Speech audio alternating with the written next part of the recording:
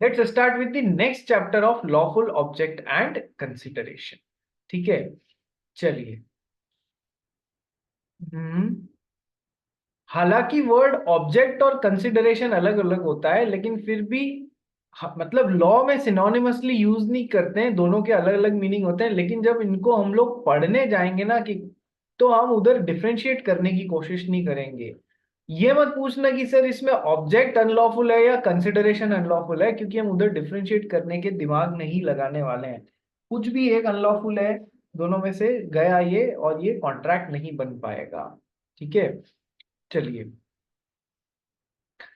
तो आइए पढ़ते हैं। ये सब ऊपर का इंट्रोडक्टरी पोर्शन है, आप आराम से पढ़ लोगे। ठीक है सर, एक तो सेक्शन 10 में दिया हुआ है कि सर लॉफुल ऑब्जेक्ट होना चाहिए और लॉफुल कंसिडरेशन होना चाहिए।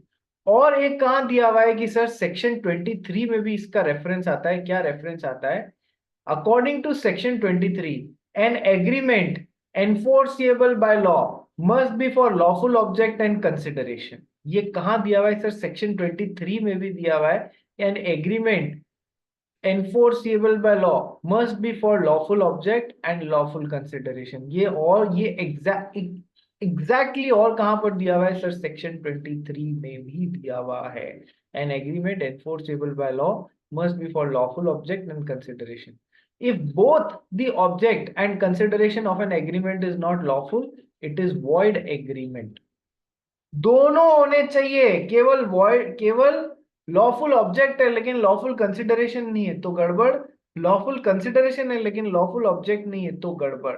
ठीक है, दोनों होने चाहिए लॉफुल। ठीक है, चलिए आइए पढ़ते हैं। when the object and consideration is unlawful, sir हमको टोटल पढ़नी है, टोटल 6 सिचुएशंस।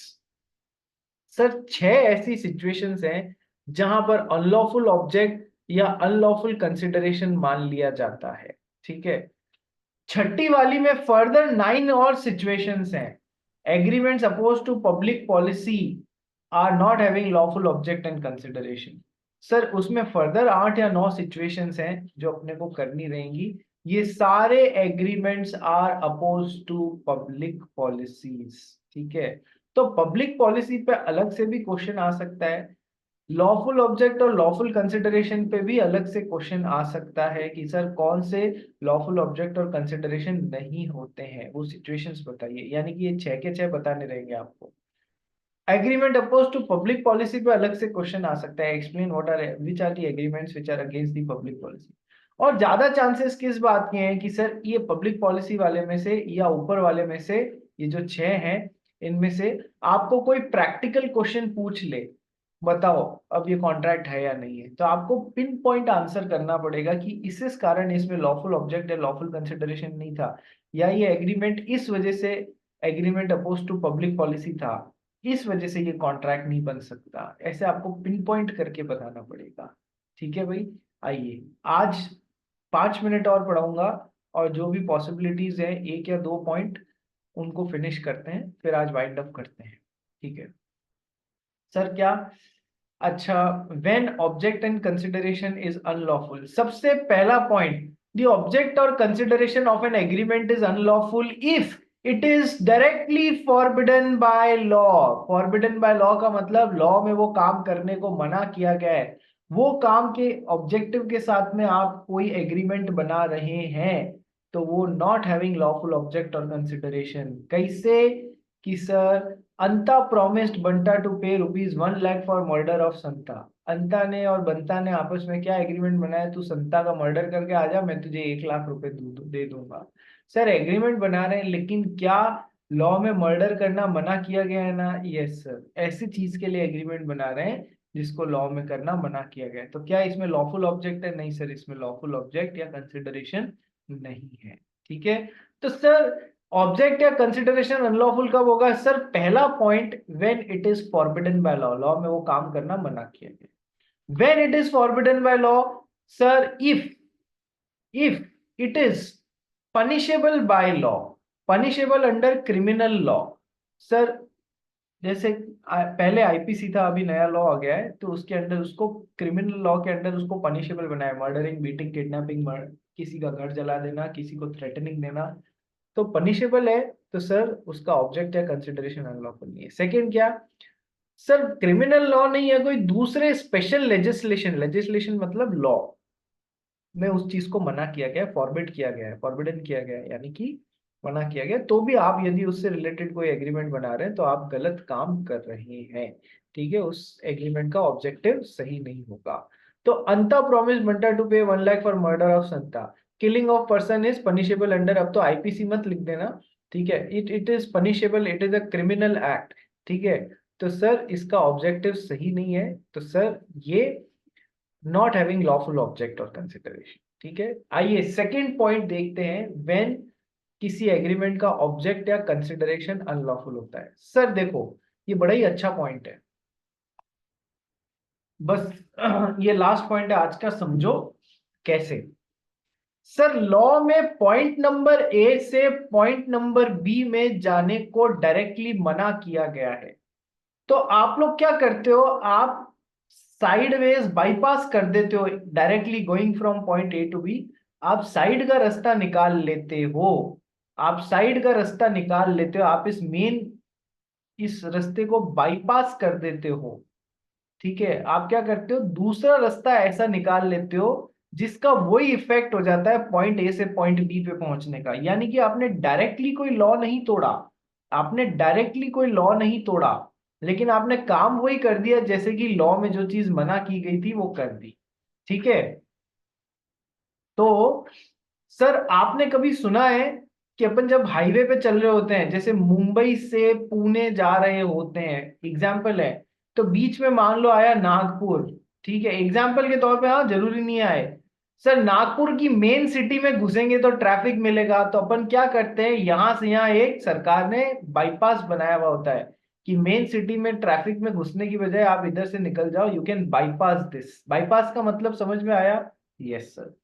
और एक हार्ट सर्जरीज में बाईपास होता है।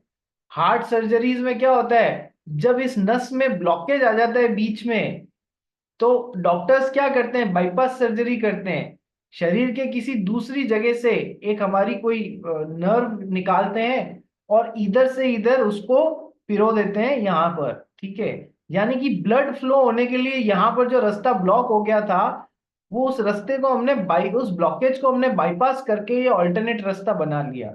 बाईपास का मतलब समझ में आया सर, मेन जगह को छोड़ते हुए दूसरी जगह से वहां पर पहुंच जाना। बाईपास का मतलब समझ में आ गया, बोलो यस और नो? Yes sir. ठीक है, तो सर लॉ में डायरेक्टली ए से बी पॉइंट पे पहुंचने का मना किया गया था, तो आपने वो लॉ तो नहीं तोड़ा, लेकिन काम वही कर लिया जिससे सेम चीज हो जाए बिना लॉ को तोड़े हुए, तो भी सर इस चीज का लॉफुल ऑब्जेक्ट या कंसिडरेशन नहीं माना जाएगा। कैसे, समझो कि सर मान लो नेतन रिवेरियो के पास में चर्च गेट पे एक बहुत बड़ी प्रॉपर्टी है। नेतन रिवेरियो, मजा आ जाएगा या नहीं, चर्च गेट पे अपने पास में बहुत बड़ी प्रॉपर्टी होगी तो? यस सर, आ जाएगा। ठीक है, चर्च गेट पे प्रॉपर्टी है तो भी सरकार आपको थोड़े छोड़ेगी थोड़ी ना, आपको आपसे उसका टैक्स वसूलेगी हर साल। पर नेतन रिबेरियो ने 4 साल हो गए टैक्स नहीं भरा उस जगह का टैक्स भरना पड़ता है आपको उस जगह का।